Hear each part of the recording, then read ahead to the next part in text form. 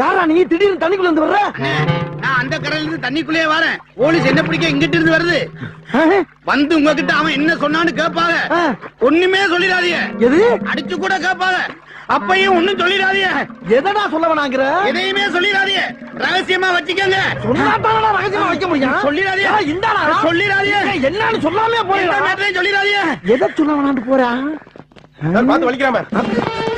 ஓடிட்டியா? எங்க பேருவ? அவன் உன்கிட்ட என்னமோ சொல்லிட்டு போனாம்ல. என்ன சொன்னான்? அதுவா சார், போலீஸ் என்னை விரட்டிட்டு வருது. அவங்க நான் என்ன சொன்னேன்னு கேட்பாங்க.